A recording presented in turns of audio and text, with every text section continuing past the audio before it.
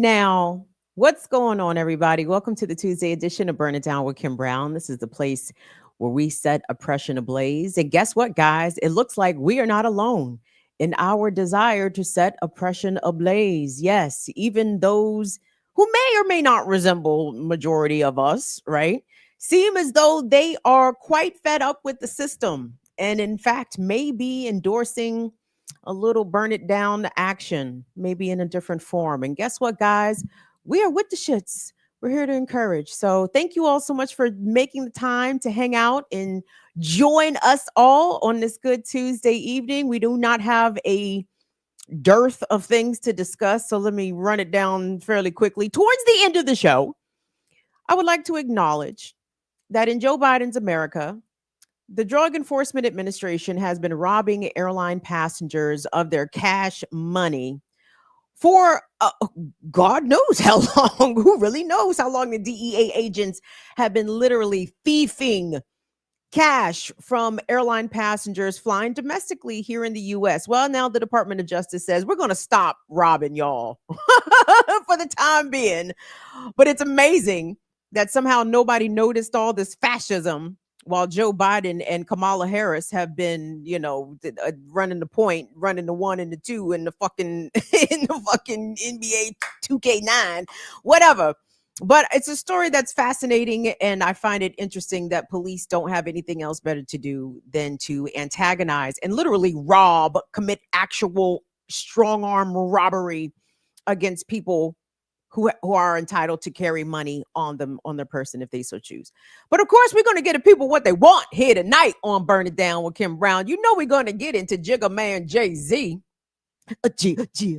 Jay-Z named in a civil lawsuit filed in New York's Southern District in federal court, alleging that he and Diddy assaulted a 13-year-old girl in the year 2000. Many people do not believe, but I am not many people. I do believe all accusers and survivors until I have reason not to. Okay.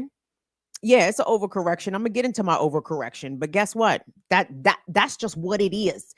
And to be perfectly honest, it's not a stretch. I don't think the accusations are a stretch. And I also think that Jay-Z's reaction and response is rather telling.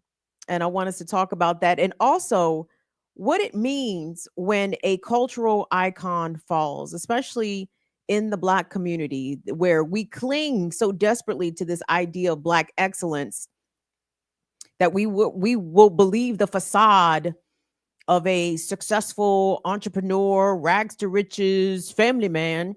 We believe those things to be infallible in our community. And I disagree. A lot of these people that have been selected to be front-facing celebrities, successful people, a lot of them are dirtbags. Okay, a lot of them are bad.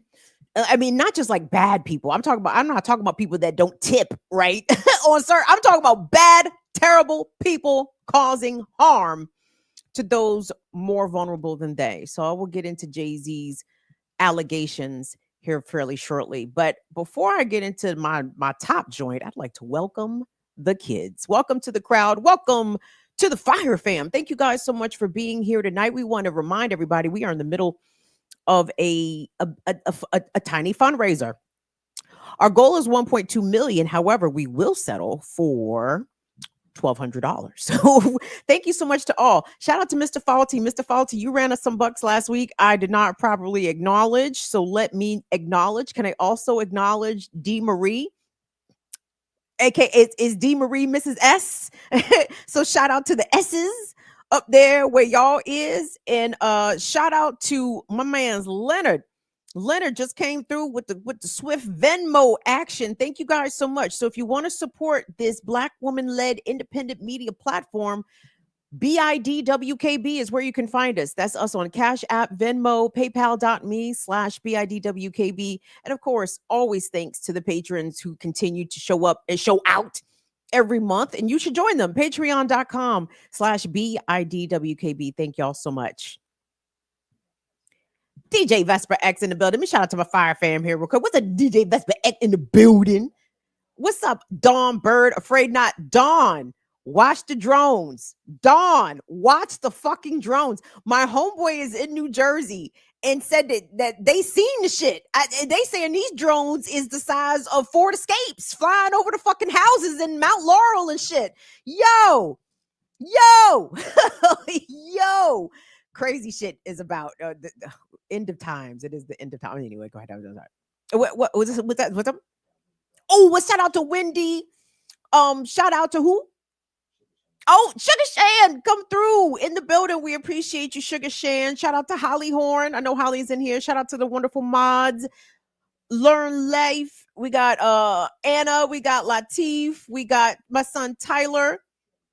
What's up, Dre Wolf out? Come on in here, man.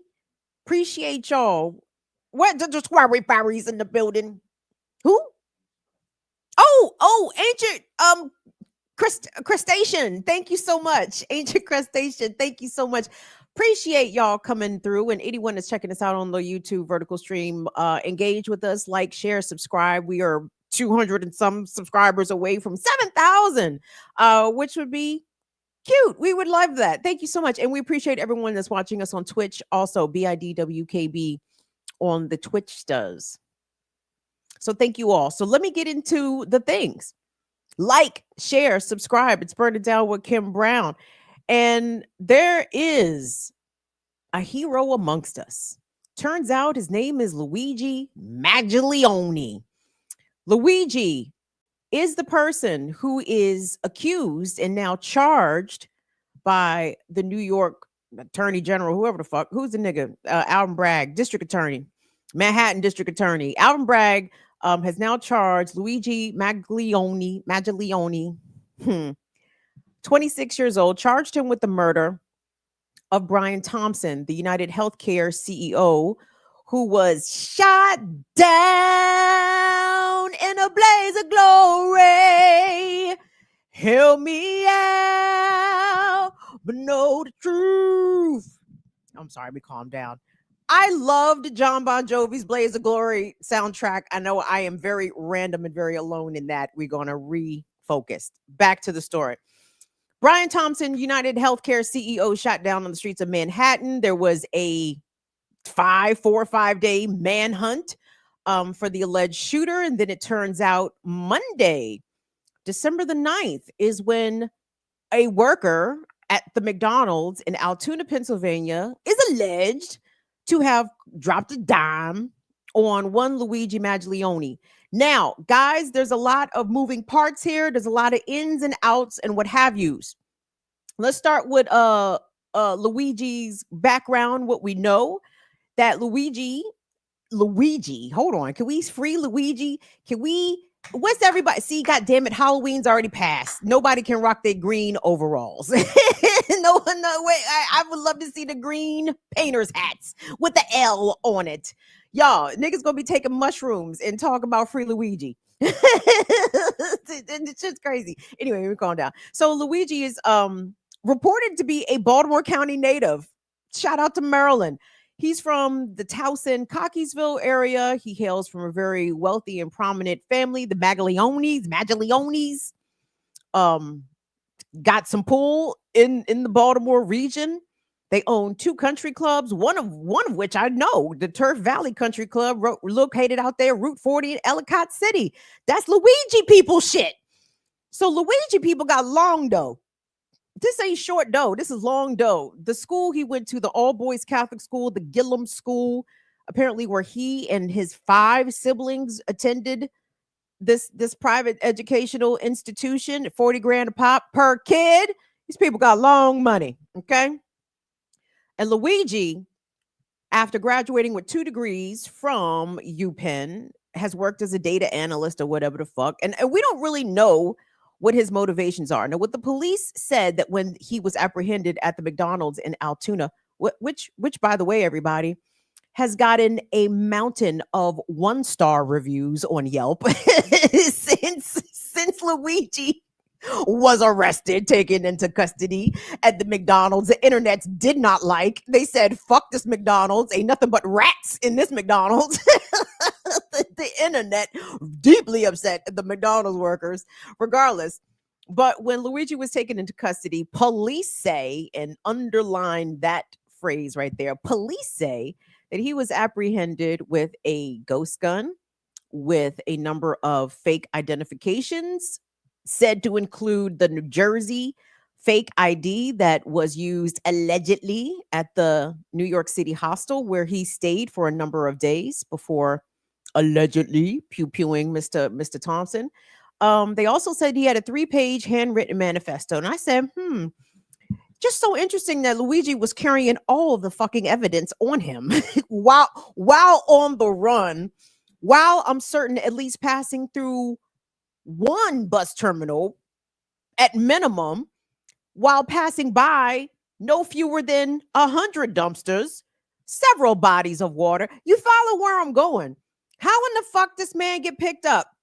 The most sought after person in America, carrying every shred of evidence damn near, absent the backpack, which he ditched in Central Park when he was on his John Wick shit. Oh, and the nigga left Monopoly money in the backpack for the cops to find. Hilarious. I said, oh, this nigga got jokes. Forrest is what we were calling him last week because we didn't know his name and we wanted Forrest to what? To run. That's right. Run Forrest. That's why we was calling him Forrest. But now now we know his name is Luigi, which is better than Forrest. His nigga's name is Luigi. He is a white kid. This is not no ambiguous white Latino out here. This isn't Anthony Ramirez and he's super light skinned. Luigi Mangione is a white all the way through, probably 100%, right? Anyway, so I have questions, right? And I shout out to Afra. Afra's in the chat. Afra said early on that the pictures don't look alike. And y'all, I'm not about to do a super deep dive on is this Luigi in the surveillance video where he checked into the hostel, took his mask down, smiled for the girl. I love how they're trying to say that him just flirting with the girl is what ultimately brought him down. I disagree. But anyway, and whether or not the person who has now been charged in New York and Pennsylvania, charged in New York with murder, charged in Pennsylvania with weapons and forgery charges, is this the same person? I'm not sure. I can't say. But what I do want to do real quick, let's take a look if you haven't seen this already. So today, Tuesday the 10th, when they were bringing Luigi into the courthouse for a hearing, or maybe it was even for arraignment, he spoke. he had some words for the camera when the police were bringing him in. So let's go ahead and take a look, since this is going to be the first time that we actually hear from him since the murder of Brian Thompson. Let's take a listen.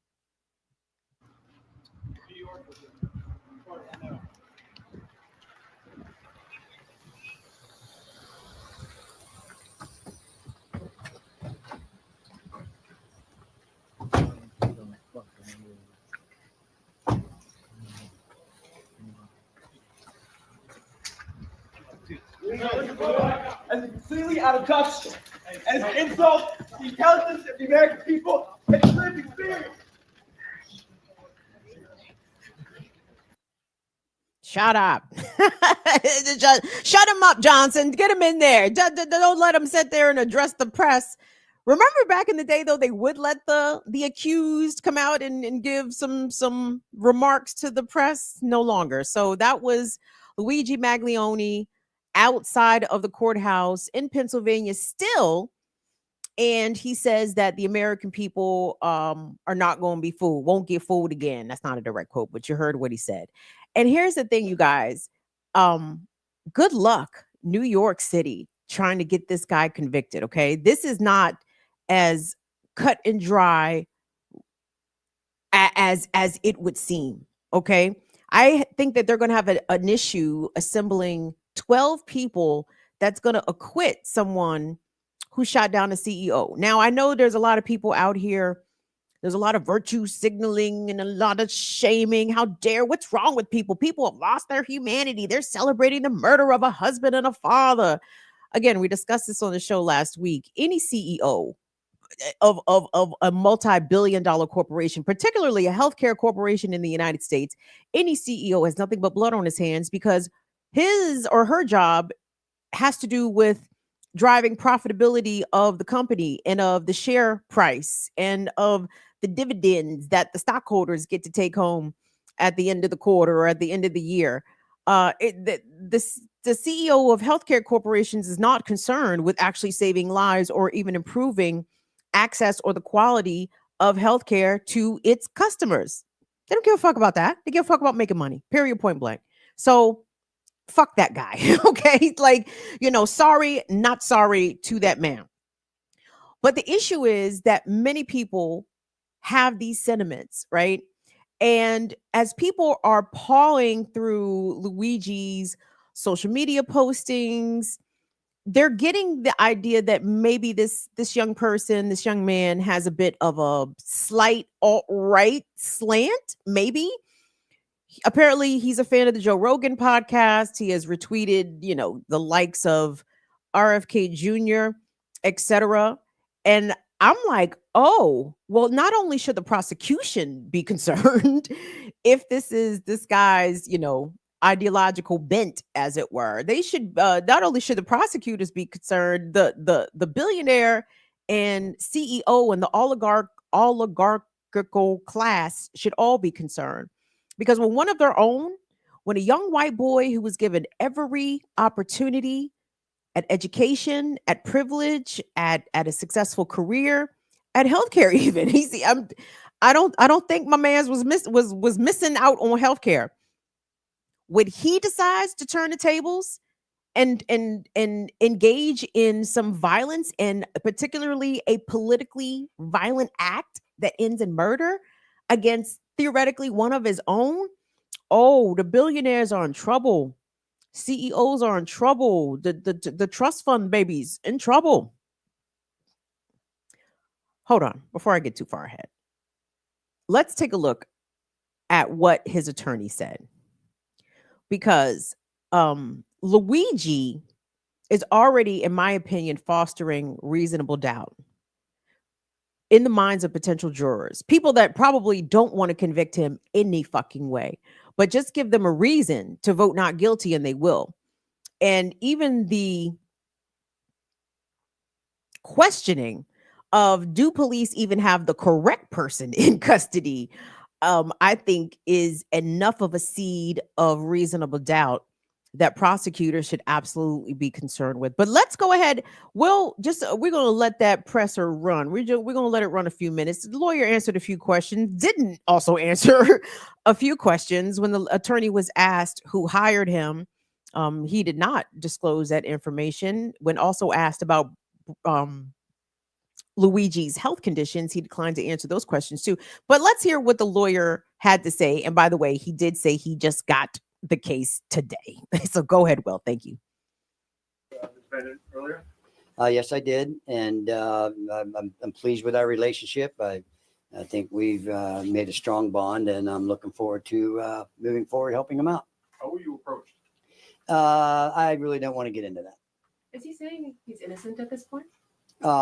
He has indicated a pleas of not guilty. The only charges that we've seen thus far have been the ones here in Pennsylvania, and we have pled not guilty to those charges. And what's his state of mind? I really can't get into that. That's too speculative. I'm not going to get into that. I'm sorry, I couldn't hear from here. You said he has said he's innocent so far? Oh yeah, we pled not guilty, at least to the charges in Pennsylvania. Like I said, I'm not aware of any actual charges in New York. If you were in the hearing earlier, there was a proceeding where they introduced some documents, which, as I complained about, didn't have enough information for me. So we're looking forward to getting that additional information. When did that plea happen? It's not something that I was aware of. Okay, well, hopefully, again, I was not at the arraignment yesterday. I hope he pled not guilty. I assume that's what happened. But today, when I entered my appearance, and for the record, he's pleading not guilty to those offenses. So he is. I was at the hearing. He did not say that he was not guilty or make that plea. So right now, though, you're telling us that he is pleading not guilty. That is correct. He doesn't say you are under the impression, or you're trying to defend the client on the fact that he is not the shooter. Listen, I haven't seen any evidence that says that he's the shooter. So that's like I said earlier, and I wasn't kidding around.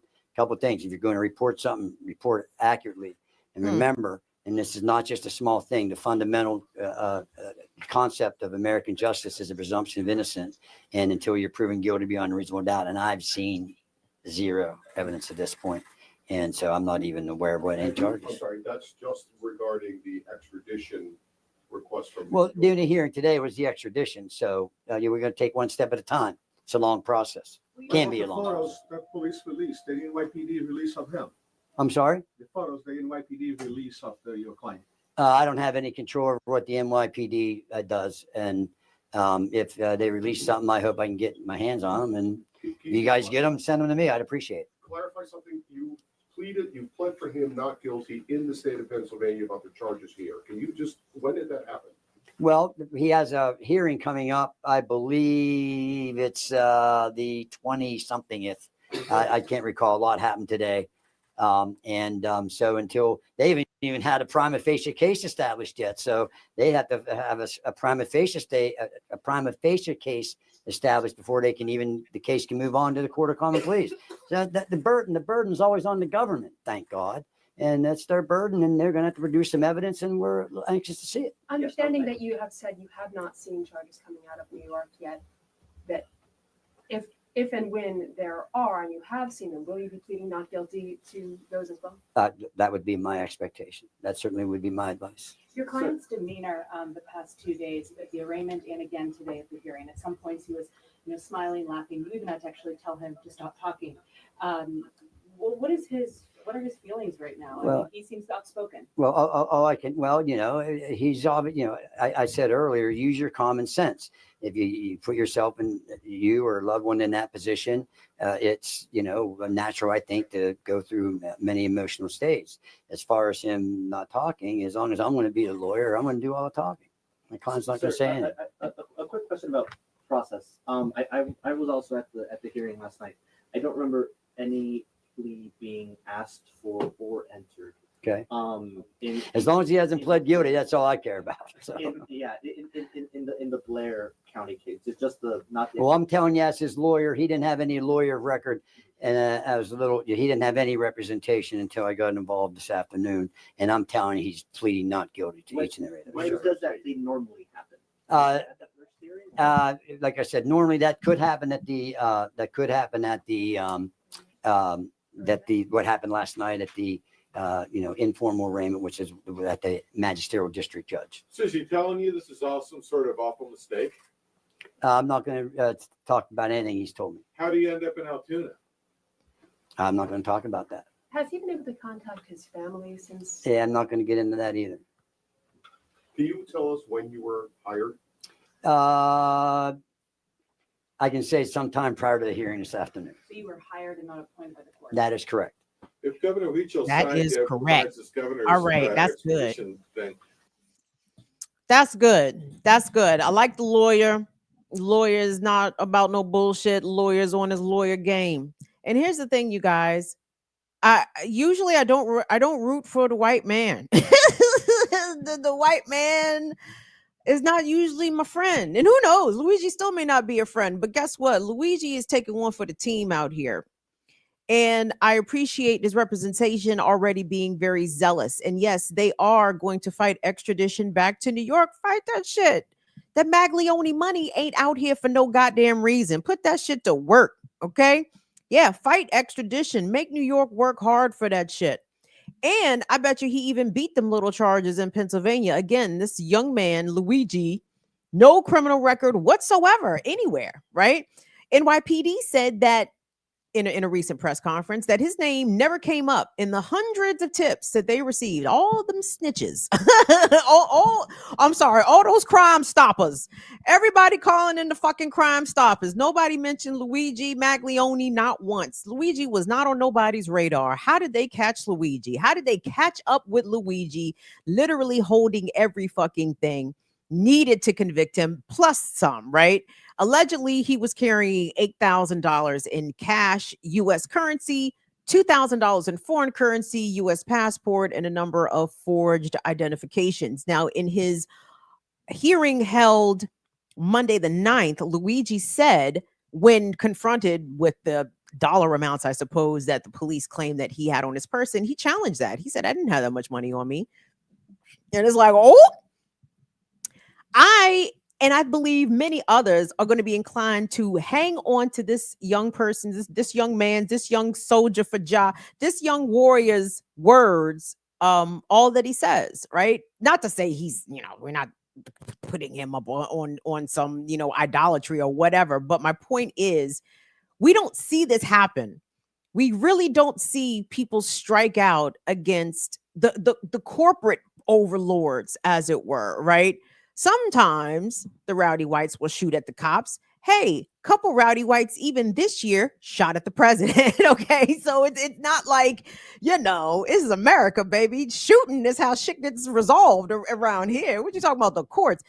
But it's not usual that we see corporate targets, right? Or intentionally targeting of people of the upper class, of the upper crust. And this is different, right? It's even hitting different, it's landing different. To even find out that Luigi himself comes from a very privileged, wealthy background adds even more intrigue to it, right?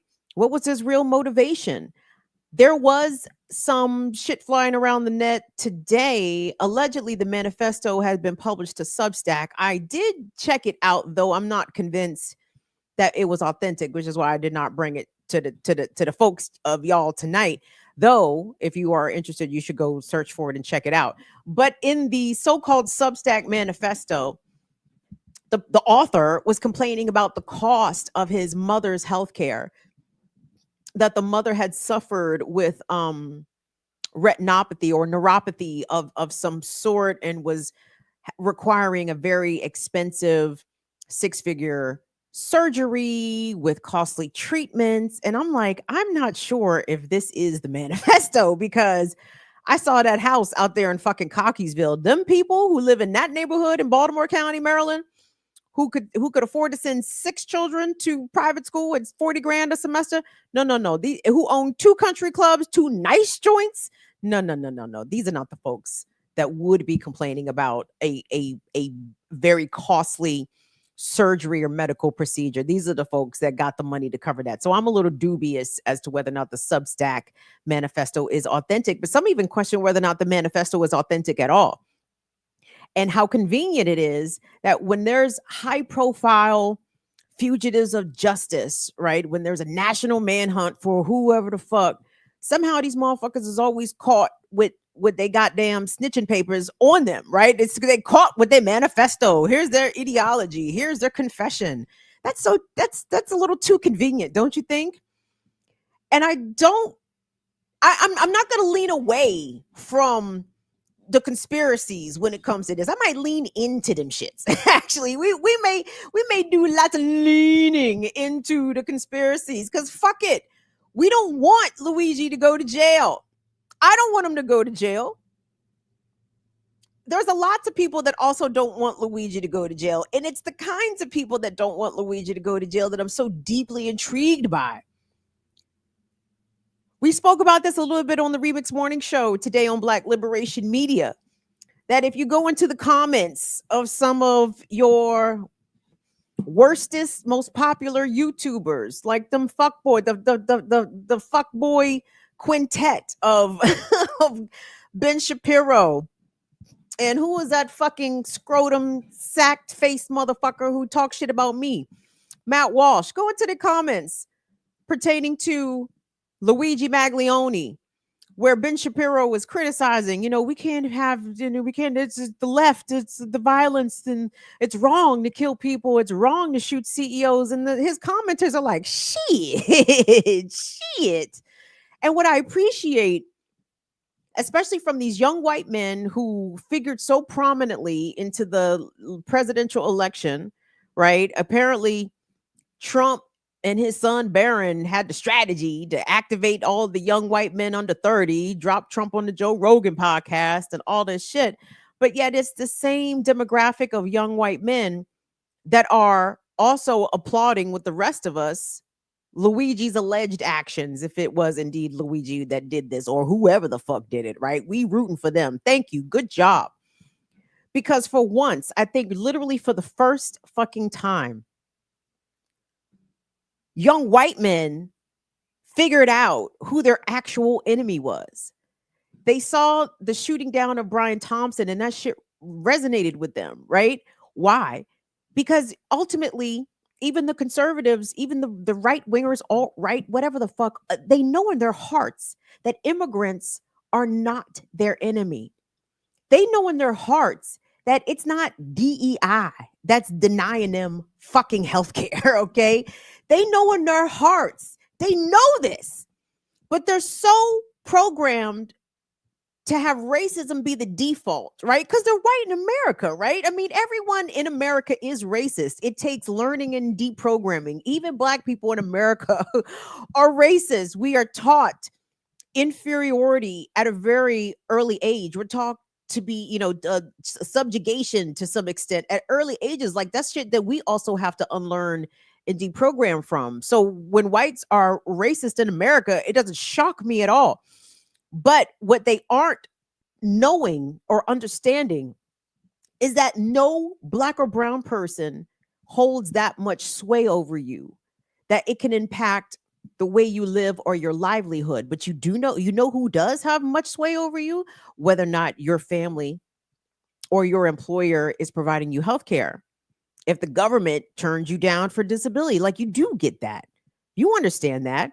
So this awakening that I think we're witnessing, and I think we need to keep our foot on the gas when it comes to encouraging people to look around themselves and look at the other ways in which corporate America is oppressing you, in which the American oligarchs, of which Donald Trump is one. You know, has Trump said shit about this shit?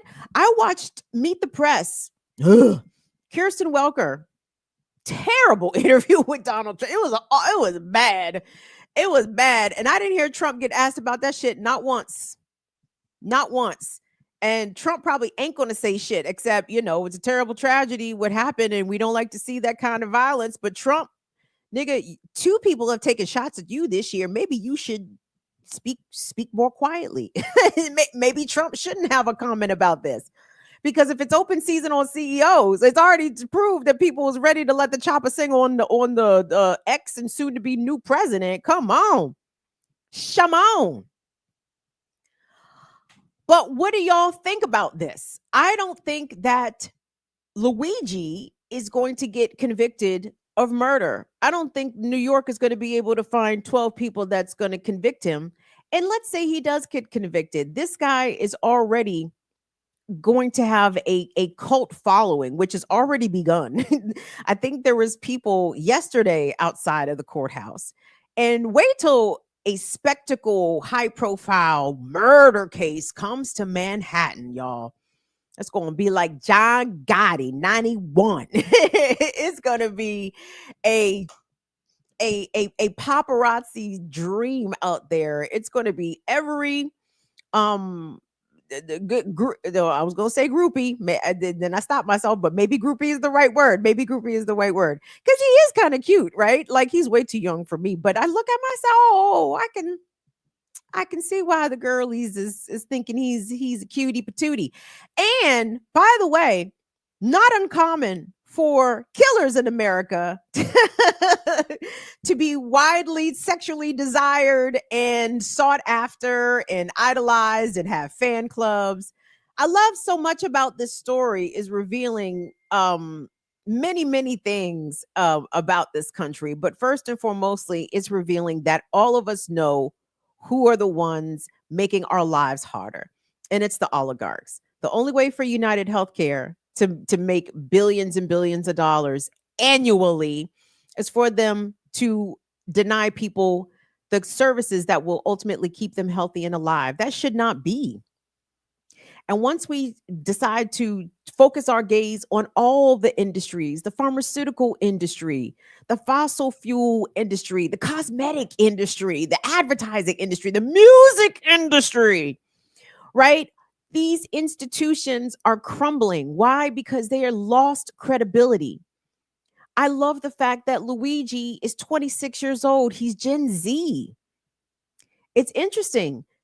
Wasn't it Gen Z whom the CIA or Homeland Security or some Fed agency allegedly has some contingency plans in place for when Gen Z decides to burn this motherfucker down? because Gen Z is a generation that is about that action and understands that what is the future that America has waiting for them, right?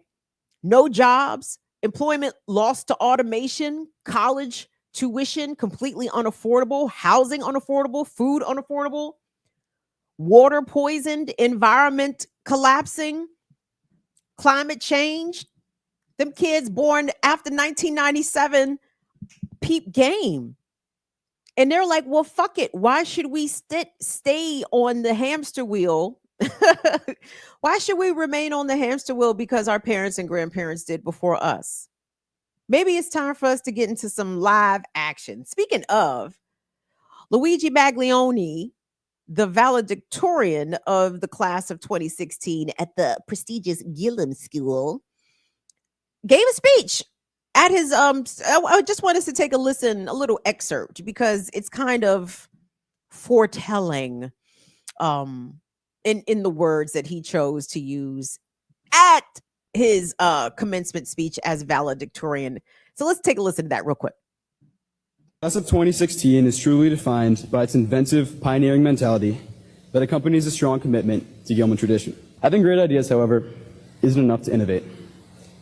The class of 2016's inventiveness also stems from its incredible courage to explore the unknown and try new things. Just like we've done these past few years, we'll be exploring the unknown, whether that be attending colleges across the country, traveling the world during gap years, or fulfilling military service in foreign countries. Exploring the unknown. Go on the run as a fugitive after pew-pewing a very powerful Again, it was wide open to interpretation, I think, the meaning of his valedictorian speech. But there he goes. Luigi Mangione, 26 years old, charged in the murder of UnitedHealthcare CEO Brian Thompson, now fighting extradition back to New York. His lawyer's on the case. I like his lawyer. Mom and dad released statements through Luigi's cousin, actually, who is an elected member of the Maryland state delegate. He's a delegate. He's a state delegate. What's his name? Nino? Oh, what's the nigga name? Fredo? I don't know. I'm sorry. I'm trying out all my bad Italian stereotypes. My bad. But his cousin Rico, I don't know the nigga name. Rico Mangione is a delegate elected to the local state house here, and the family released a statement. They're all very sad and shocked and disappointed and devastated and expressed condolences and all that shit. But guess what? Mom and dad ponied up that lawyer money. You know why? Because Luigi, he may have did a bad thing in the eyes of some, but he's still white, male, and rich in America. He could beat this shit. And I usually don't root for those demographics in any form of capacity. in maybe Luka Doncic, you know what I'm trying to think. Who's a rich white male that I might cheer for? Like, who the fuck? I can't think of a one, but I know one now, and his name is Luigi. And I want us to free Luigi. We want Luigi to get free. Luigi is sitting in the jail listening to all the Public Enemy. He's listening to Fight the Power. Black Steel in the Hour of Chaos. 911 is a joke. You know, I hope Luigi in there getting his mind right. Luigi, stay strong. Hold your head. We would send you something. We would put something on your books, but you don't need it, nigga, because you a mom and dad ass nigga who got it good. So you straight. Don't send Luigi no money. He don't need that shit. Send that nigga solidarity. Send him, thoughts and prayers of exoneration and not guilty and acquittals. And because ultimately it's fuck the police. It's fuck the system. It is fuck the oligarchs. I do not weep, feel sad. And again, I'm not also trying to get took off YouTube, so I'm trying to parse my words here very selectively. But I will say this: were it to be a trend, shrugs. if it turns into a trend, shrugs. So, let's hope that the already armed libertarian alt-right contingent of white maleness who is angry that America is being taken from them. No. Direct your anger at those that actually are doing the taking from you. And I assure you, it's not Venezuelan migrants. It's not Haitian migrants. It's not Mexicans. It's not Black people getting admitted to college under diversity, equity, and inclusion. It's not affirmative action. None of that shit is the reason why your life is not working out for you. It is the white men who don't want to pay you, who don't want to make sure that your family has health care, who want to send you to the poorhouse and want to work you to death. Know who your real enemy is. Conservative whites, especially. It's not Black folks. It's not migrants. It's Brian Thompson's. Free Luigi. Windra, thank you so much for your Venmo support to the platform. We're going to take a little break. That segment being brought to you by D. Marie, Windra, and Mr. Faulty. Thank you all so much for your support. We appreciate you guys being here. It's Burn It Down with Kim Brown. Big up to the wonderful, wonderful chat. Don't forget, join us on Black Liberation Media Tuesday through Friday for the Remix Morning Show, 8 a.m. Eastern until. We did have a bit of technical difficulties today, but that was all StreamYard's fault. Thankfully, StreamYard got its shit together by tonight. So I would say shout out to StreamYard because they didn't fuck my show over. but the morning show did get a little fucked up. So maybe it's a half and half to StreamYard. It's half head nod, half middle finger to StreamYard. So we appreciate you guys for hanging in there with us this morning and being patient, waiting for us to get things on track. Well, I did see some support boxes float up in my diminishing periphery. I'm curious, who reached out to us, Wilbert? We want to show some love to everyone in the chat. We got 126 people. Thank y'all for coming out. Always appreciate y'all. And a special love to Sugar Shan. Hey. Love and appreciate you. We appreciate you. She says she appreciates Kim and loves Kim. Oh, Sugar Shan, thank you so much. I appreciate you. Love you too. Thank you. Please hit that like and subscribe. And that's all we got right now. All of that. Thank you. I don't want to send big up. Y'all know my memory is terrible. I spoke tons of reefer. I cannot remember shit. So thanks to everybody, to all of our regs, all of our day oneers out here. Stone Alona, what's up to Nat A? What's up to my dear sister Ursula Baptiste? What's up, Valley Girls? What's up to my niece Alicia? There's lots of y'all. There's a lots of folks that's been with us for a very long time. And I just want to thank you guys for remaining with us in doing what you do here and supporting the channel. We appreciate the free support, the material support. We appreciate it all. So thank you all. Zenzi Bell is in the freaking building. Zenzi Bell, they call you for jury duty. How you voting? Zenzi Bell, they call you for jury duty. You're gonna be like, oh yeah, I could totally be objective. Sure can. You want guilty? With Valley Girls. Thank you so much. Oh, can I shout out to Quaker Anarchist? I haven't seen Quaker around in a while. Quaker Anarchist Socialist, but we always love Quaker. Love her to pieces. Oh, she was. Well, big up to Quaker. We appreciate you. Thank you. Hey, Shotzi. Thank you so much checking in, Shotzi. We appreciate it. Thank you. Thank you, guys. Don't forget something. I can't remember because I smoke a lot of reefer. I can't remember. This Saturday, it's going to be the Around the Fire Disability Support Chat. So, guys, I am a disabled creator. If you don't know, if you're joining me for the first time, you say, oh, I am really disabled. No, my disability is very real. It may not convey through the camera on the YouTube, but it conveys IRL. Make no mistake about it. So, our wonderful contingent of support seshers, Learn Life Abby, Anna Hart, Mama Lorraine, Swery Ferry enters the chat here. We do the Around the Fire Disability Support Sesh. It's a support sesh. It's exactly what it sounds like. It's not just for disabled people, by the way. It's for whoever wants to come in and fucking be nosy, I guess. But it's specifically is centered for disabled persons and disabled adjacent people, caregivers, and people who just might be more interested about all kinds of things, because Abby and Anna know a lot about a lot. They know a lot about a lot. And it's so informative, it's so supportive. And I'm just deeply, deeply grateful that we have a clique of folks that has kept this going for over 2 years. So I want to thank them. Our Around the Fire Disability Support Sesh happening this Saturday.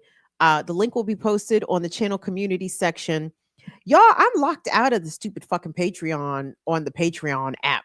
I tried to change the password and this shit created a new fucking account. I said, you know what, Patreon, leave me alone. So it hasn't been on Patreon. My fault and my fault alone. I will ask Molly to post it from her end. Anna, do me a favor, not tonight, the beloved, but some point before Saturday, if you could send me that link so I could get it to Molly to make sure it goes up on Patreon, because I've been remiss over the past couple months because Patreon locked, and I have trouble navigating the fucking technology like I'm 80 goddamn 6 years old out here, and that shit is annoying. It is annoying, and that I do attribute to my disability, and that shit is annoying, and I hate it. So, but anyway, this disability support session, we do it twice a month. Oh no, I'm sorry.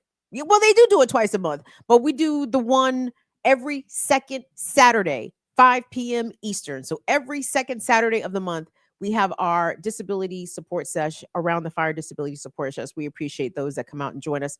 If you're disabled adjacent, caregiver, we'd love to have you come on out, chill out, hang out, kick it with your folks. So I'm going to move along here to the next story.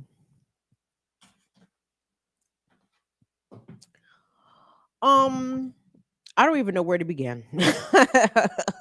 I don't know where to start. I will say this. My last story, I meant to sing the Foo Fighters, There Goes My Hero, because obviously I'm overdoing it when it comes to Luigi. I don't know what's going on. But I did want to sing, There Goes My Hero. Watch him as he goes. But it's too late. I fucked it up. Missed the moment. Anyway, let me move along. So it turns out, when it comes to the case of Sean Diddy Combs, misery could possibly love company, as Jay-Z has now been named in a civil suit that was previously filed in October of 2023 as one of the other celebrities to have allegedly raped a 13-year-old girl in New York in the year 2000 following the MTV Video Music Awards. Is Jay-Z a dirtbag? You tell me. It's Burn It Down with Kim Brown. We do this every Tuesday and Friday, 7 p.m. Eastern. Please like, please share, please subscribe. So in a filing amended Sunday, 8 December, Texas-based attorney Tony Busby has named Jay-Z as the other celebrity to have allegedly raped this 13-year-old, along with Sean Diddy Combs. And in the incident, allegedly, there was another female celebrity present. Now, this made national fucking news on Monday. National news. This shit was on the Today Show. This shit was on Good Morning America. This shit was everywhere.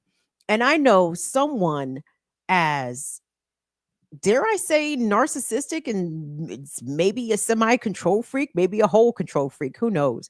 But someone who has carefully cultivated their image to be palatable to white America, to corporate America. You know, he is the resident cool nigger for the NFL, right? I'm sure this shit was shocking and very deeply disturbing to someone like Jay-Z.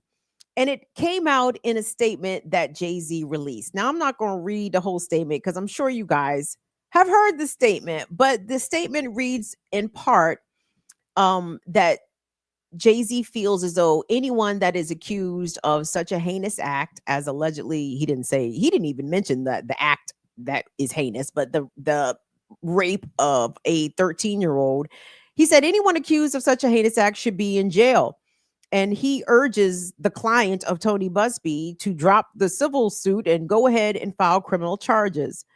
Well, it is my understanding that the statute of limitations for a victim of child sex assault to file a criminal action has expired.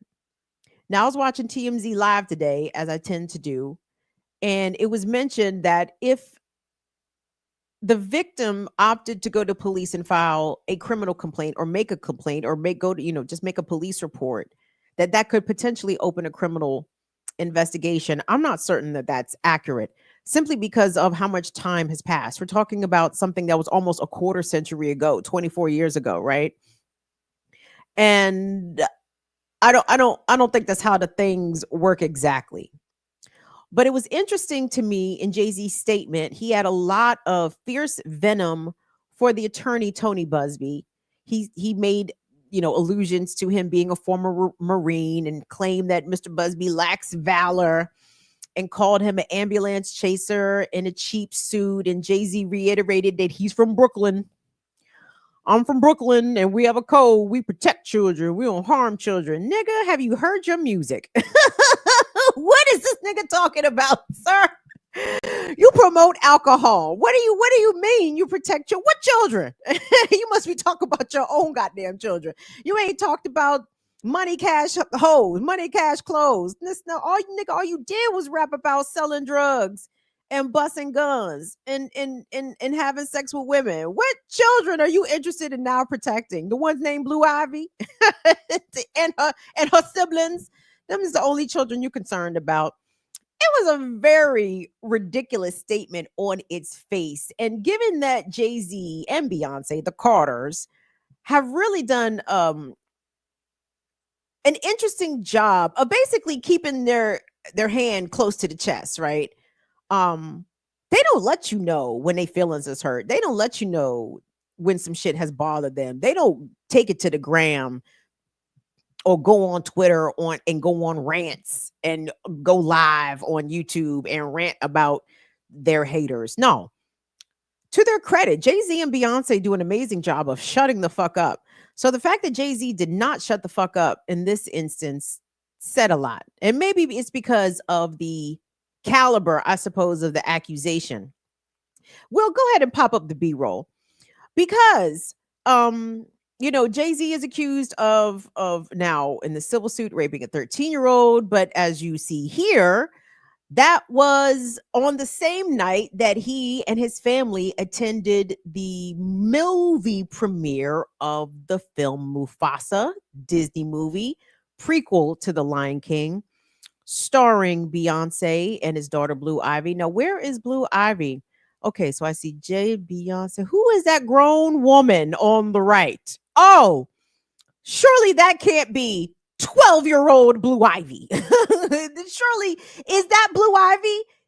Verify in the chat. Confirm or deny. Chat. Who is that grown woman? And listen, to be clear, I know how Black girls in particular, Black children at large, but Black girls in particular are viewed as presenting as older than what they are, more sexually advanced than what they are. I'm not going to front here, guys. My disability situation notwithstanding, I was looking at that shit like that cannot be the 12-year-old. That is the 12-year-old. And I got to say, I felt a kind of way. Like it was too much convergence. The fact that on the same day that grown ass man with them bubble dreads is being accused of essaying a 13-year-old, his 12-year-old daughter shows up to the jam looking like she like 25, 21, like nowhere near 12. I wouldn't even say a teen in there.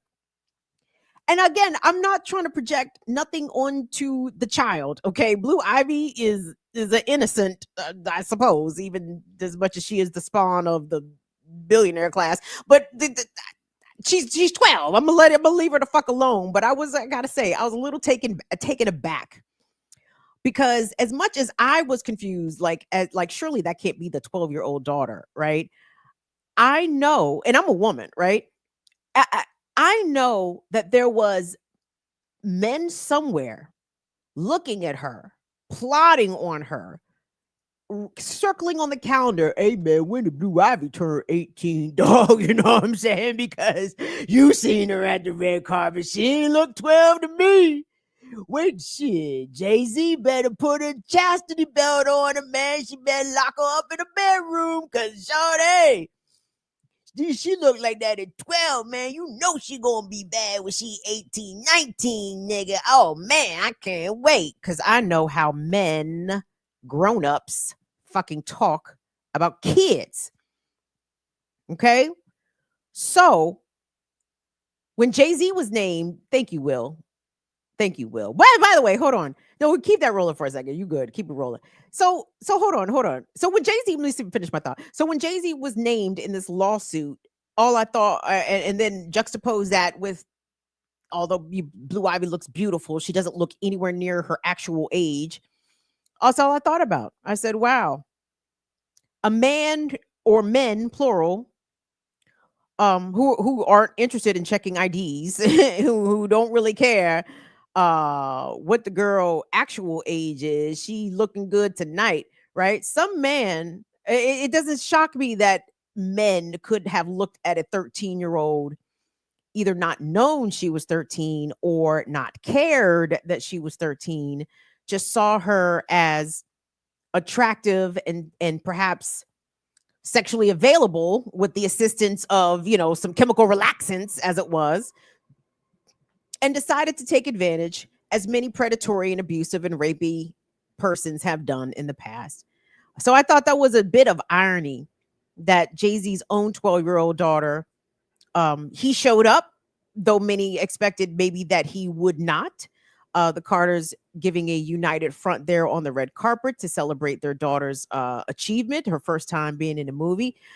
Again, very gross, I think, for Jay-Z and Beyonce in particular, and all of us, who know what we know about the entertainment industry. The positive thing about all the shit regarding Diddy is that the way that the industry actually operates is being exposed in ways that it has never been. And the fact that these motherfuckers, Jay-Z and Beyonce, you just quick to sign your child up to this shit. Oh, but she'll be protected because she's y'all's daughter. Oh, sure. Y'all keep thinking that. Y'all keep thinking that. You want to allow your child to get into this shit and you know what the fuck really goes on. It's gross. It's gross. But I digress. So there we go, Will. Thank you so much. So happy united front for the Carters showing up to support Blue Ivy, same day that these allegations of Jay-Z being named in this lawsuit come out. So there's a number of things. Where shall we begin? I am intrigued at the way that not only Jay-Z offered up in his statement a denial. He just talked about how reprehensible the charges and the allegations were. He talked about what he perceives to be the low character of the attorney. He talks about who he is, where he's from, and I'm not your everyday celebrity, Tony Busby, kind of giving a veiled threat there. But not once does he mention Diddy in the statement, Jay-Z that is, in his so-called denial statement. Doesn't mention Diddy once, also doesn't deny being there. This is why I think the allegation is true. Because ultimately, if you didn't do it, I'm going to say I didn't do that shit. I did not do what I am being accused of. I am incapable of such a thing. In fact, I wasn't there.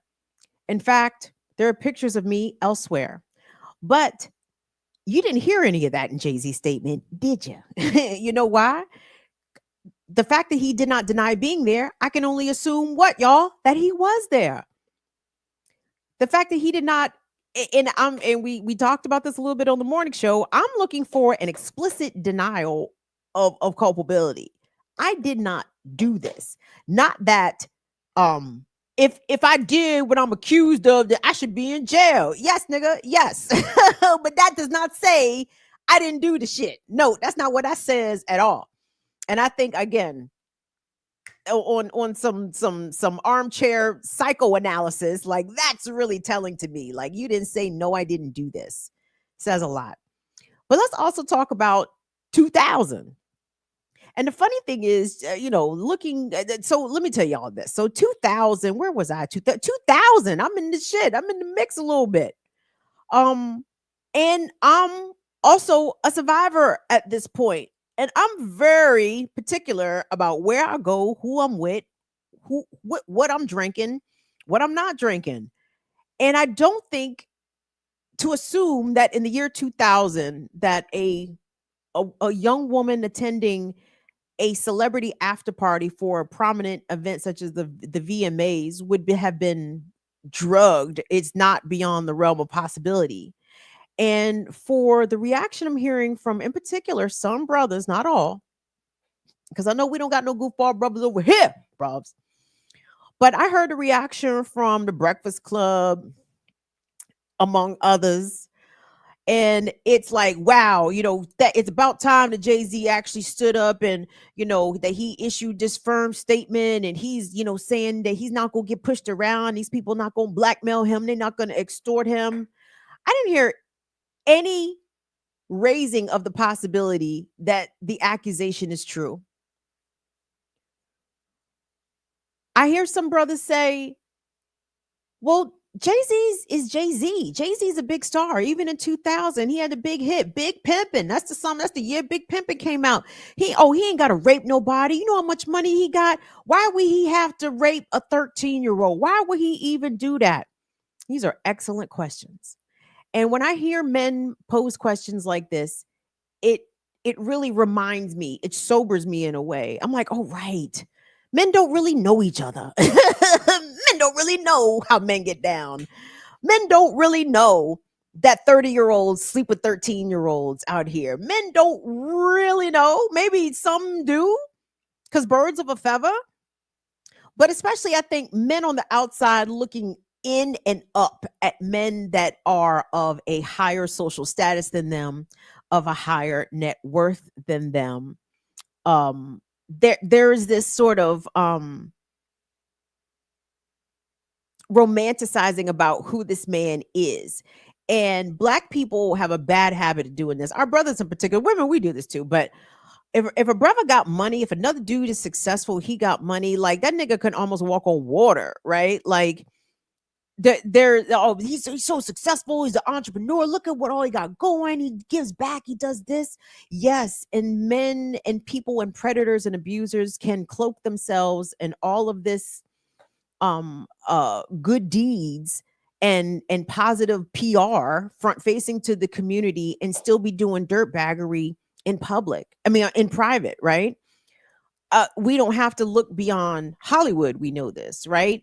In the clergy, we know this. In every single walk of life in which men reside, like, you have to show me the industry, the discipline, the job field, the zip code, the demographic, the age group. Like, which of the men are exempt from dirtbaggery, from causing physical, emotional, and or sexual harm to another?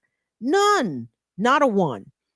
And you can put people like Jay-Z and Sean Combs in that list. And simply because Jay-Z and Diddy Combs have multi-millions of dollars because they are famous and well known, because they're successful, does not mean that they aren't capable of doing terrible things. In fact, especially within the industry in which they have climbed to the top of, expect that they've done some terrible things, if not overtly to vulnerable folks, women, fans, groupies, or whatever, expect that they've done really shitty things to their artists, to the people that work around them, work for them, right? Like, entertainment is a business that rewards terrible behavior, and even in these days, very mediocre art. The art don't even got to be good, goddamn, and motherfuckers get rewarded. At least the art had to have some quality back in the day. Now, not so much. But it disappoints me greatly to hear anybody say that a person like Jay-Z wouldn't have to RAPE a 13-year-old because she's 13. Why would he mess with a 13-year-old? Nigga, do you know dudes? do you know dudes? And he got too much money. and women throwing the draws at him constantly. Yes. And to people who are predators, these things don't mean anything. There are rapers who are very successful getting women to consent to having sex with them, but that's not their preference. They like the manipulation. They like the chase and the act of preying upon somebody or tricking them into consent or taking consent away from them altogether by drugging them or getting them incapacitated in some way and taking advantage of them. Like there are dudes that enjoy that shit. And them niggas are not necessarily bums. Them niggas is high value men, whatever the fuck that means, right? Which again goes to show you that all this fucking red pill, these characterizations from the black manosphere, that shit is bullshit, right? A high value man. Isn't Sean Combs a high value man? Why is he a whole piece of shit, drugging and allegedly raping people by the hundreds? That don't sound like a high value man. That sounds like a something that needs to be flushed down the toilet. Too sweet. We have to let go of all of this reverence for wealth and celebrity. Black people, I'm talking to you. If the whites pick it up, fine. Black people, I'm talking to us. I'm talking to us. I know we get beat upside the head with all this black excellence propaganda bullshit. I know we get beat upside the head with this. We have to keep the black family together. Listen, I don't want nobody to be familyed up with no rapists. Okay. Fuck all that shit. Okay. Like we have to let it all go because these things actually are more harmful. They do us more of a detriment than they do to help us because we will excuse away the behaviors of Diddy. We will excuse away Jay-Z's association with the likes of Diddy, with the likes of R. Kelly, Russell Simmons, Harvey Weinstein, right? Like we'll excuse that shit away because this nigga's got money. Because he's a businessman, not a businessman. He's a businessman. And we will ignore and hand wave away when actual survivors of their harm come forward. We will dismiss it as a money grab or trying to take the black man down. That leaves very little room for people who are actually harmed by these folks to feel safe and say that this person did something to me and they shouldn't be allowed to continue to be idolized for that, or at least include the harm done in the overall picture of how you see this person or how you choose to consume this person's art or choose not to consume it if you're offended by how they behave in their personal life or are accused of behaving. And this is how so many people, this is why also on my program, like, sure, we talk about Jay-Z, Diddy here, there, and thither, but I like to bring you the regular Joe Schmo dirtbags. Who are the cops? Who are the dirtbags in the community? Who are the regular co-workers and regular dudes that are out here committing harm? Like it doesn't have a particular prototype or mold, right? That's why we have to know all the walks of life that the abusers and the predators come from, so we're not bedazzled when the successful predator, the moneyed predator, the predator with a good reputation, the predator with a lot of followers, like, so we're not so awestruck by that and so taken and captured by what people present to the front, right? And I want us just to be having our listening ears on when people make accusations. Like, this is not 1985 anymore, everybody. Like when you hear people saying that this person did something to me, even if you don't believe it right away, let it play out before we start outright dismissing about, it couldn't happen. And I know on the flip side, some would say, well, Kim, you seem to believe all the abusers. Like, how come we can't disbelieve abusers if you go and believe all the abusers? I believe all the abusers because I have to. and I'll explain what I mean by that, right? Literally up until this moment in history, and let's even be fucking generous. Let's say 30 years, even though it's not been 30 years, but fuck it. Let's say from this point where we are right now, going back 30 years, this is like the first time literally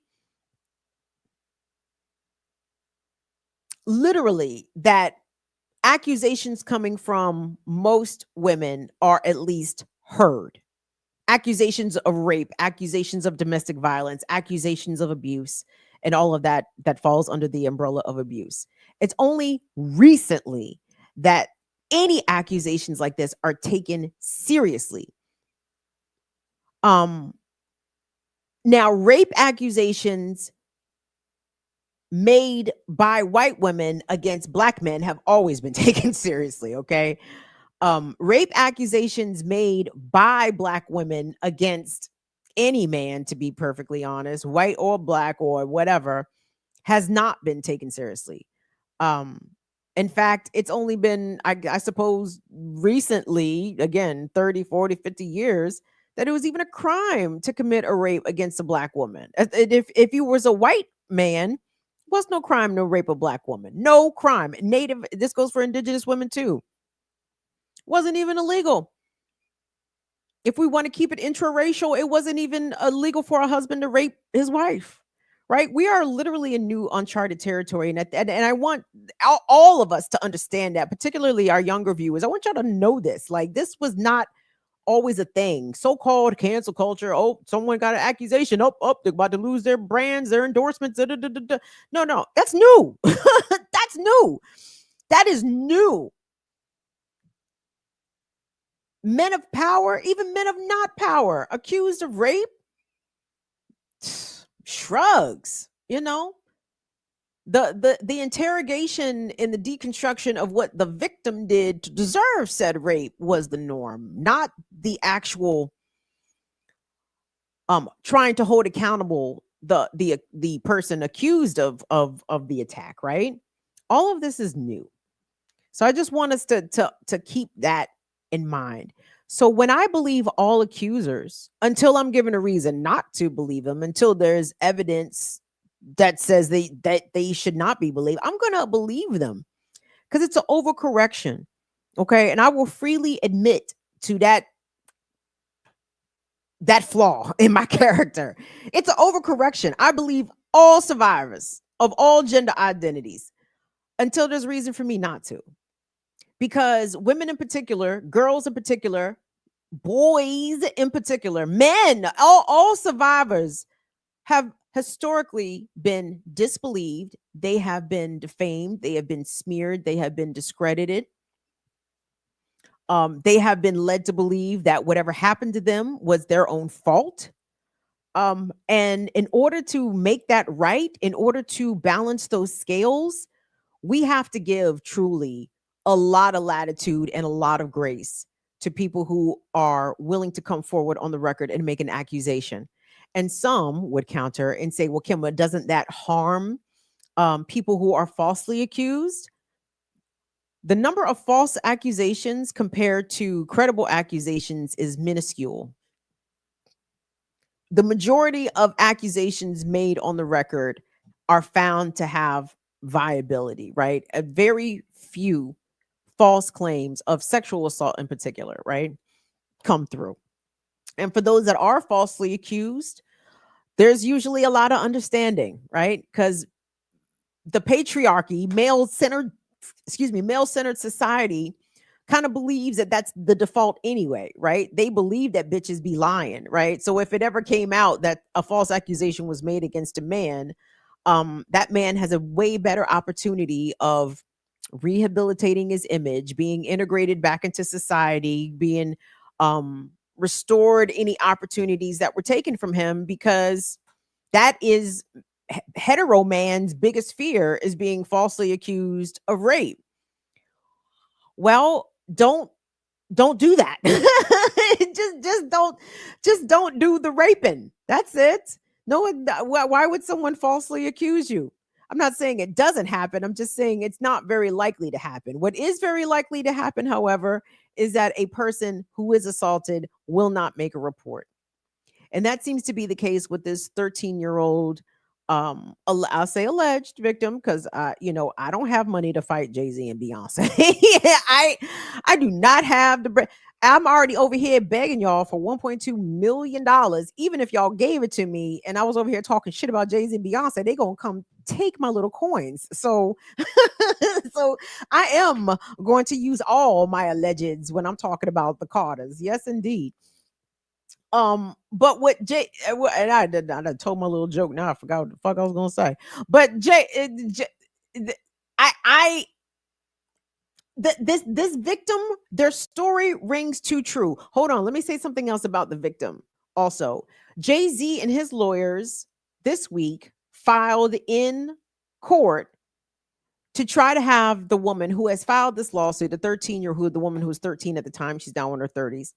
The person who filed this lawsuit, they have filed, Jay-Z and his team are trying to get her to be named in the suit. She initially filed the suit as a Jane Doe. They have filed papers to try to get her named publicly. It's a tactic that they are allowed to do. I don't like it. I think it's crummy. I think it stinks. The attorneys and Jay-Z, will find out all they need to know about her when it comes to discovery. I don't think that her name needs to be on the record. Sean Combs did this actually with the survivor, a teen survivor, a young woman who had accused him and sued him as a Jane Doe. Sean Combs' team filed to get her name out there, and she agreed. She did put her name out there. But I don't like this as a tactic. Anyway, regardless. So Jay-Z is very much on the defensive. They have filed to get the accuser named publicly. Jay-Z has also filed a lawsuit against attorney Tony Busby.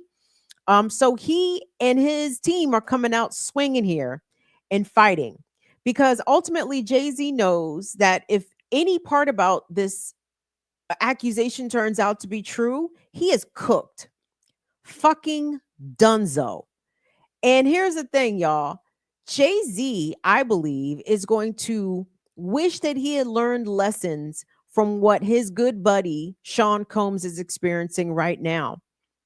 Had Sean Combs simply paid Cassie the money she asked when she asked for it initially, instead of making these ridiculous denials just to settle the fucking lawsuit, what was it, even 24 hours after the suit was filed, did Sean Combs and his team, which had said these allegations are ludicrous, they are inflammatory, they're ridiculous, psych, we have decided to settle immediately. Because I told y'all Cassie likely had a thumb drive full of fuckery, which I'm sure she does.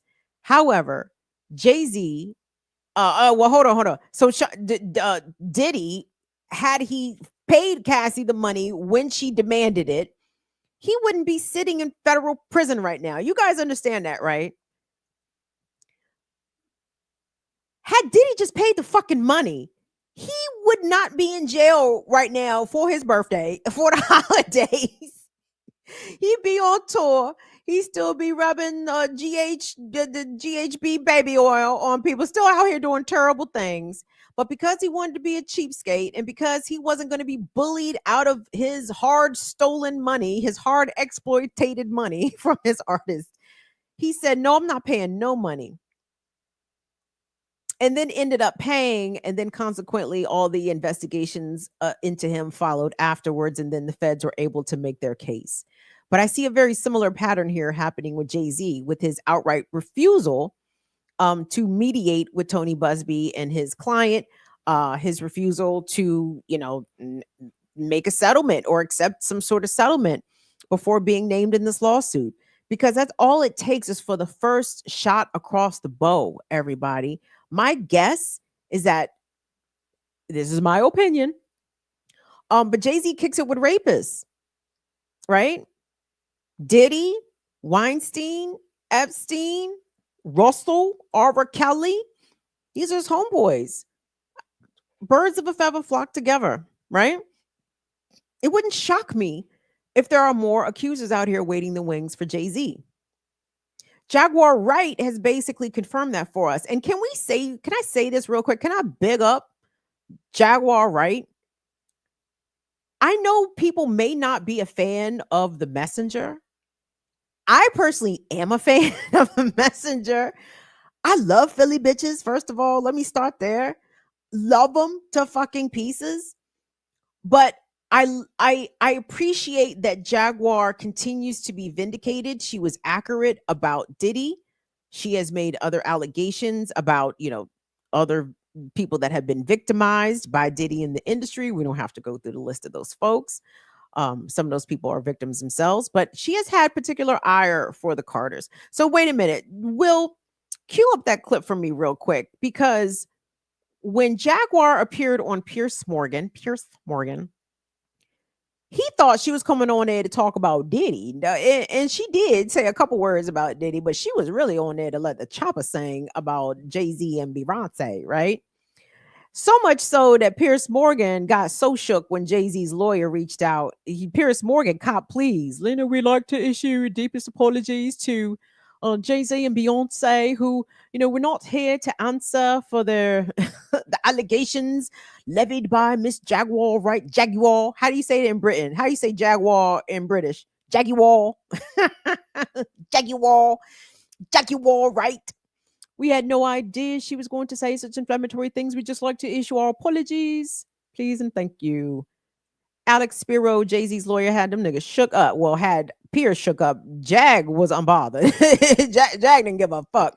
And I wanted to play a clip because this was actually from her perspective, Jaguars, that is. She took this video of while she was making her appearance on Pierce Morgan, because I think she wasn't sure what would get cut or edited out or included or no. So let's just remind the folks about Miss Wright. Let's go. Why there's no vindication for me? Because for 4 years, I've been screaming, not just Diddy, but Diddy and Jay-Z are monsters. And the victim-making machine kept going on. Jay-Z has been notable by his silence since these charges were brought against Diddy. Why do you think that is? Because that's what he does. He starts little fires everywhere, forces everyone involved to go and carry water while he sneaks away without a response. That changes now, Sean. You must respond. You have no choice.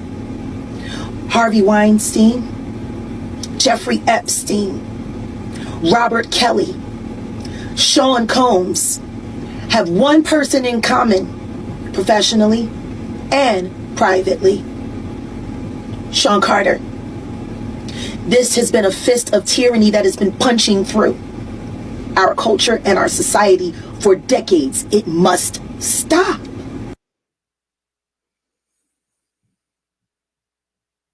Even I think her showing the courage to name these folks publicly, it has sent a tidal wave. I can't even call it tidal. I'm not, no pun intended, but it has sent a tidal wave, not merely a ripple. It has sent a tidal wave through the industry.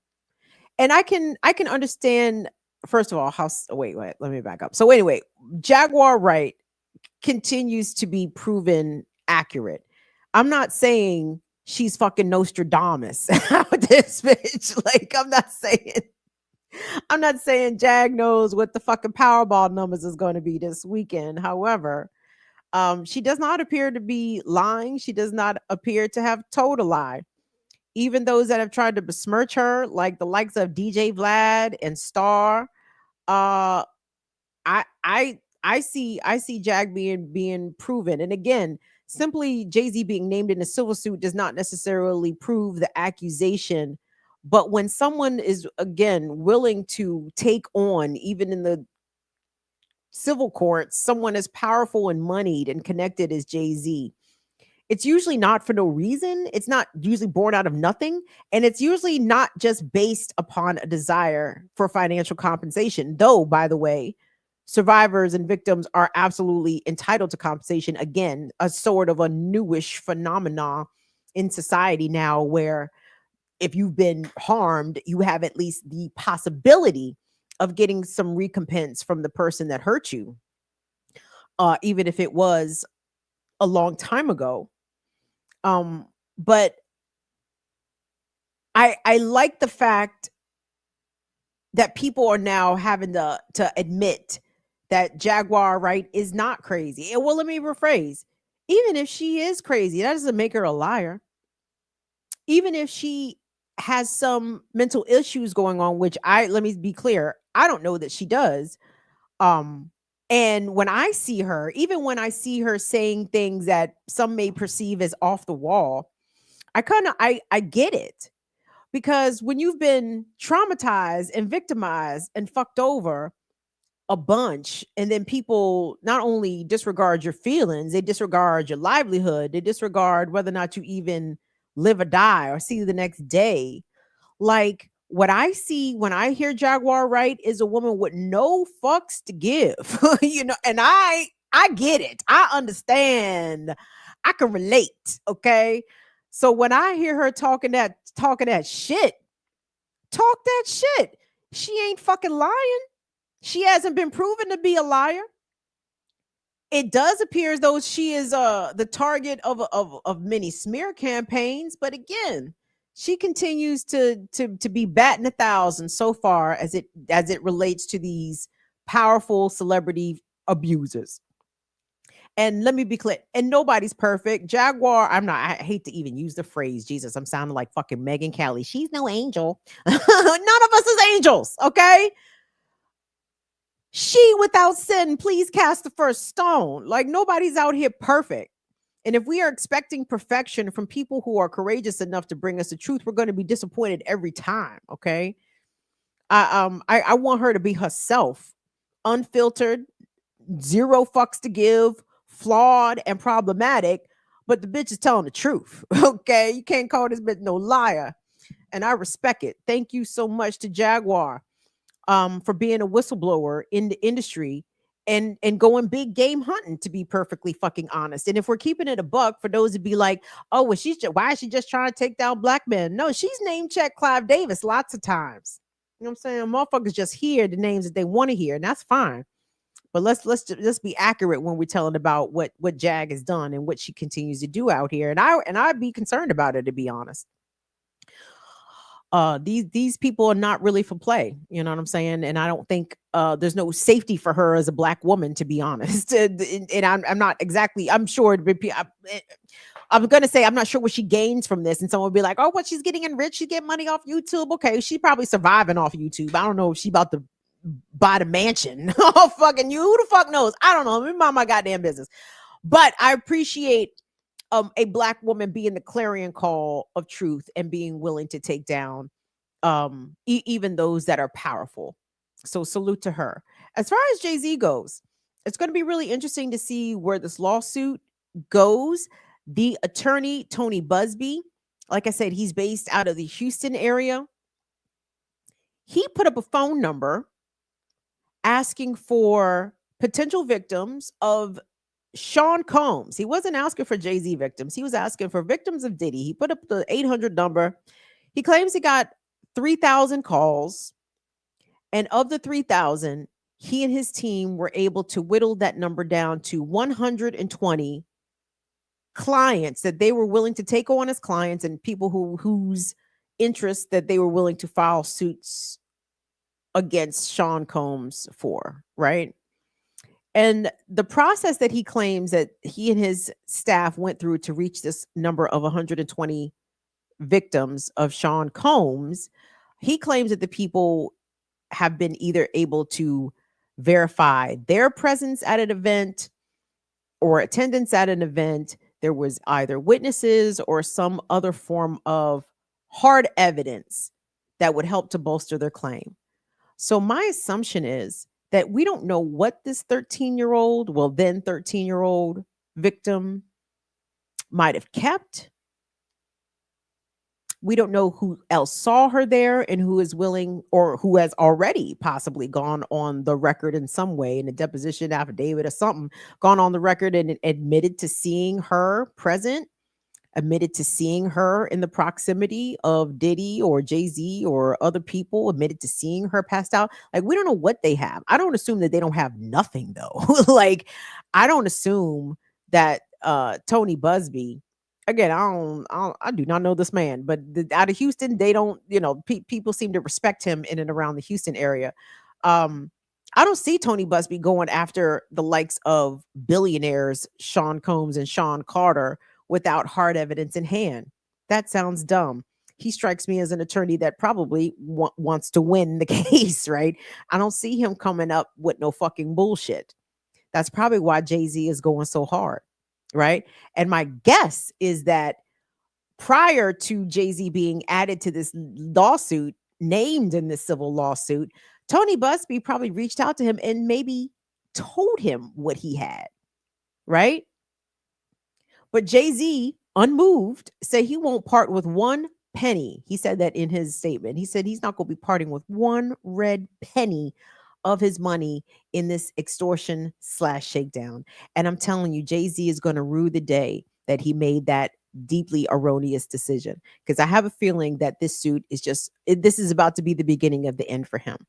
Jaguar, in that same Pierce Morgan interview, said that she had 3 victims that were close to be willing to come on the record and say, and she be throwing Beyonce in there with Jay-Z. She says the Carters togethers, not just Jay by himself. She claims Beyonce is in the shit too.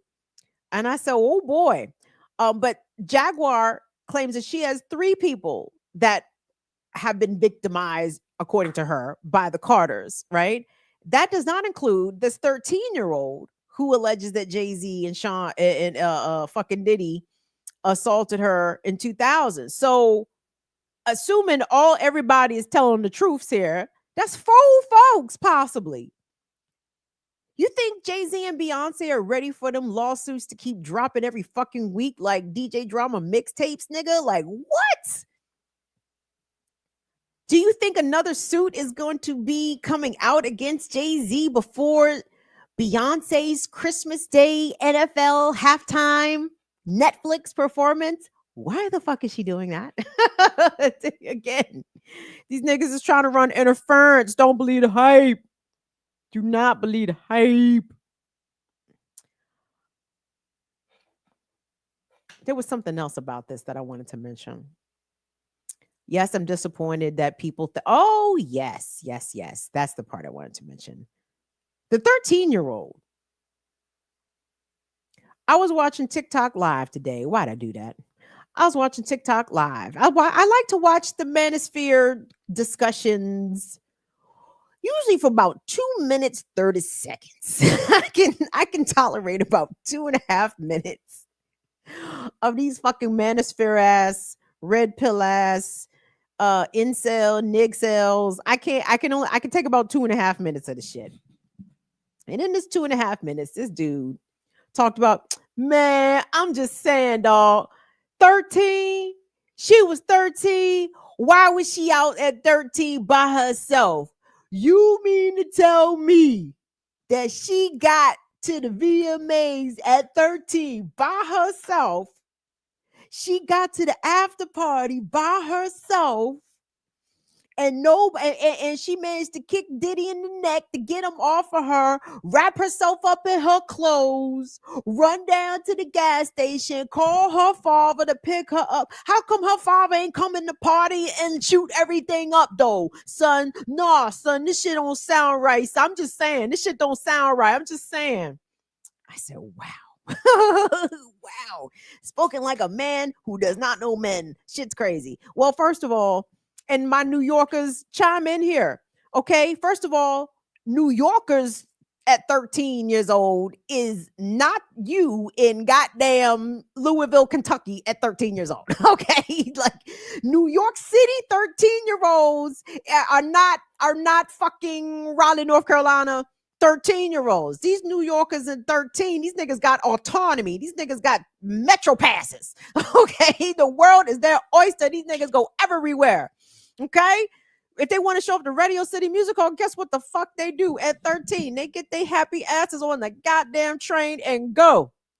Okay. Mom and dad, I'll be back. Right. I don't know this child's home situation. I don't know, but I wasn't shocked that a 13-year-old was on the streets of Manhattan in the year 2000. Not a shocker to me at all. Second of all, I can't say that this young woman appeared to be 13. I have no idea. We haven't seen her. I don't necessarily need to see her. But kind of to use the example, unfortunately, of what we saw from Jay-Z's own daughter at 12 on the red carpet, also did not appear 12 to me. And I'm a chick. Okay, I'm a chick. I'm a woman. I'm not some fucking predatory man that's just hoping that there's grass on the field so he can play. You understand? Like, and especially in the year 2000, do you not know Gen X men? I'm talking about the bad ones, okay? Not the good bruvs. Shout out to my Gen X bruvs, my good bruvs out here. You know what I'm saying? That was not letting they friends who was drunk and passed out on the floor, just letting the niggas have their way with them. You know what I'm saying? Shout out to the niggas that would go pick up they drunk friends, female friends off the ground and make sure they put a blanket over them, wouldn't let them fucking vultures, those sexual predator vultures, get to them. But unfortunately, in the year 2000, I can tell you, the notion of chivalry and protection was absolutely not there for girls and women. Wasn't there to the extent that it was ever there, to the extent that it's even there now. I don't know, but I can tell you in 2000, it definitely wasn't there. Okay.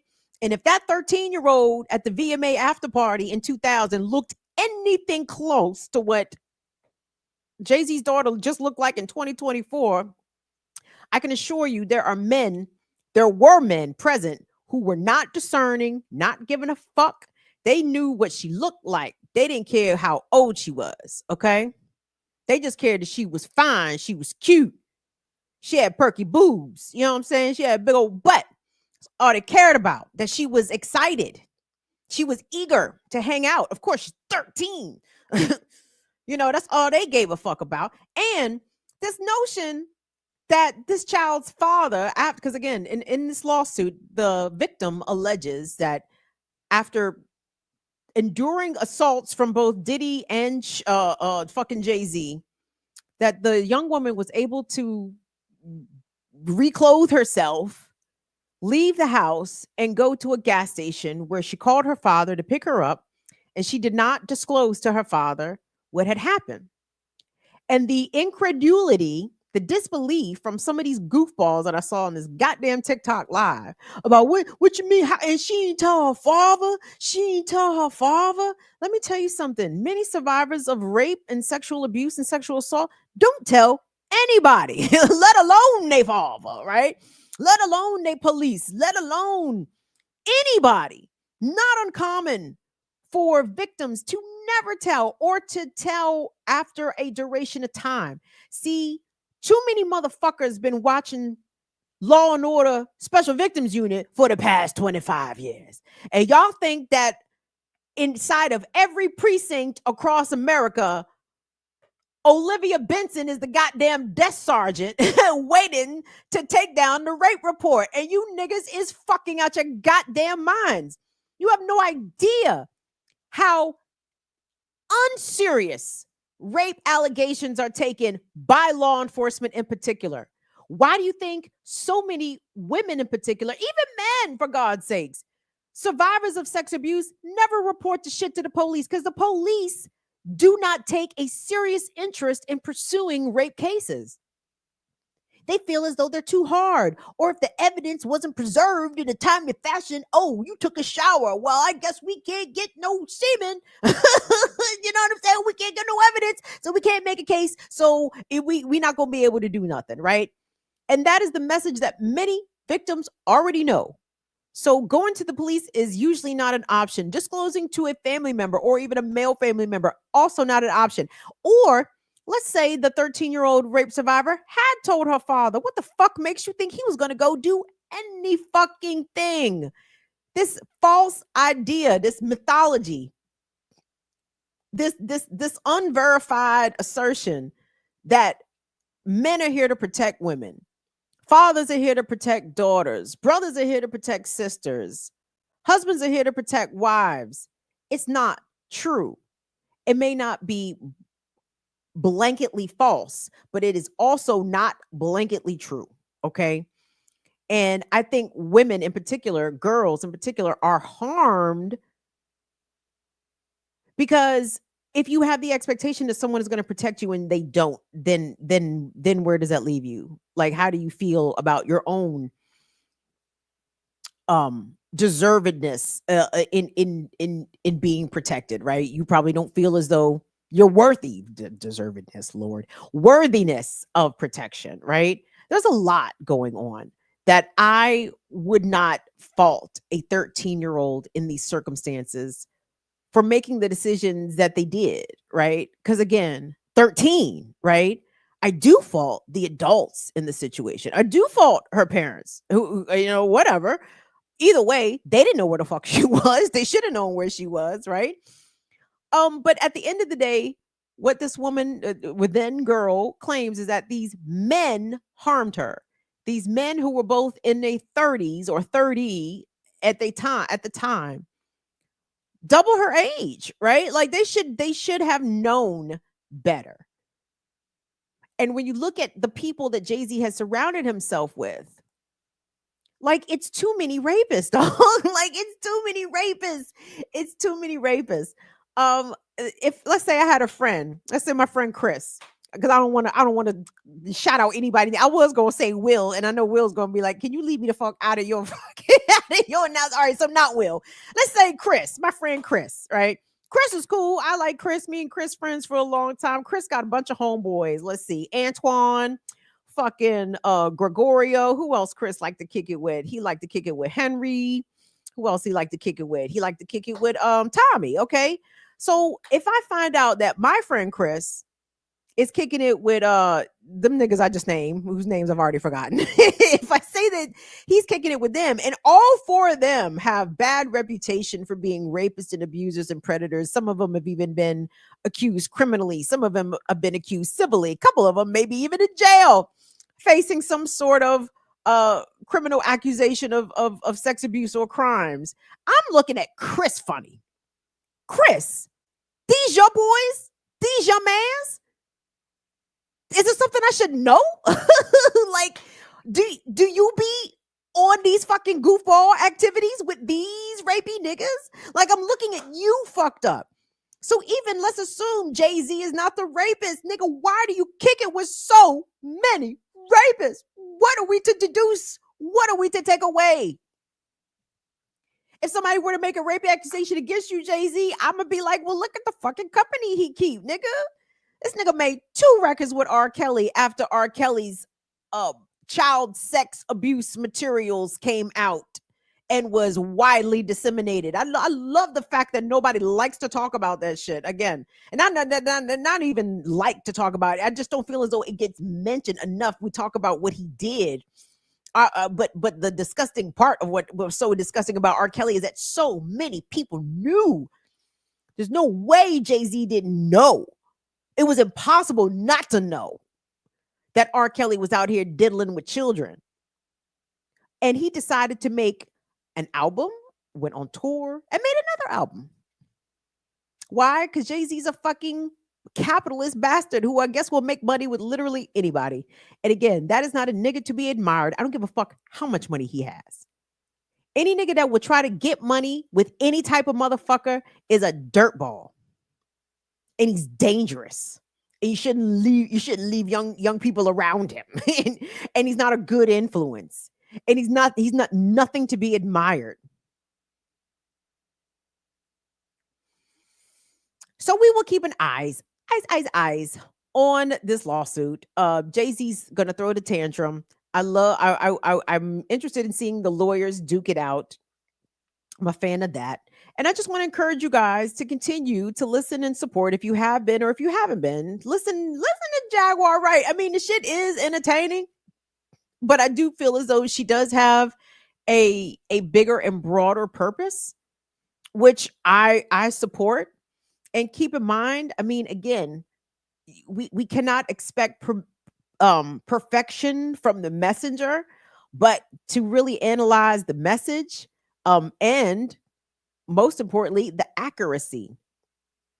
When my girl tells lies, let me know. Let me know when we get to the line when Jaguar has lied. Let me know. because she seems to have a Juan Soto fucking batting average out here. And I'm impressed. So anyway, guys, I'm going to call that a show. I know I was going to tell y'all about the dirtbag ass DEA.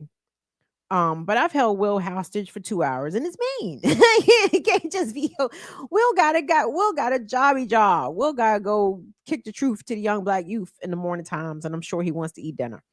So this DEA story can wait. Why? Because the cops ain't shit, and that will always be timely stories, and they will be waiting for us come this Friday. Please join me tomorrow morning on the Remix Morning Show, Black Liberation Media. If you're not already subscribed over there, please go do so. If you haven't subscribed over here, please go ahead and push the buttons if you could, please. And thank you. Likes on the way out. Subs if you've not already subscribed. I thank you all so much for your ongoing support. All of our Fire fam, our wonderful mods. Did we have any trolls tonight, kids? Did the trolls come by and say hello? Did the trolls? Listen, trolls, I just want y'all to take all that white rage and direct it where it belongs, towards your grandfather. Yeah. Towards the golf club, my nigga, towards the fucking golf course. If you white and angry out here because America's fucking you over, it's not the migrants, it's the motherfuckers on the golf course. Please and thank you. What's up, Will? We had the horny trolls. We had the hey baby.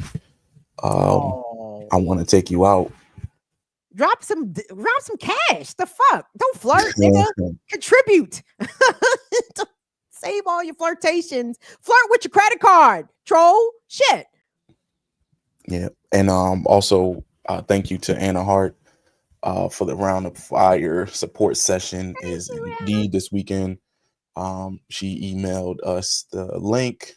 Oh, thank you, and Anna. The link is up on the Discord already. Appreciate you, brilliant. Anna Hart. Thank you. Please Anna. hit that like and subscribe. And yep. Thank you, Will. Thank you. Yes. Trolls would be people. I don't know what the fuck. Don't come in here and comment on my goddamn appearance. Drop money. Make a payment. Put 5 on it. Throw down 2 on it. 100 on it. Throw down. Shut the fuck up. I'm not interested in your little bullshit flirting, especially if you ain't talking about shit. Now, if you want to contribute to the conversation, that's another thing. If you just want to come in here and ogle, pay. The fuck? Shout out to my nephew, Don. Collect these niggas. Please put them in the corner. Don, we got to make you a mod too, because I think Don would be in here smashing niggas. Can we free Luigi while we at it? Okay? Free Luigi. Hashtag free Luigi. Out this bitch. And we will see y'all tomorrow morning. Remix Morning Show. Thank you so much to Will and Molly. We appreciate y'all 2 pieces. See y'all back here on Burn It Down with Kim Brown. We do this every Tuesday, and we will see you back Friday, 7 p.m. Eastern. Love you guys to pieces. Thank y'all for coming out. Peace. Good night. Good night.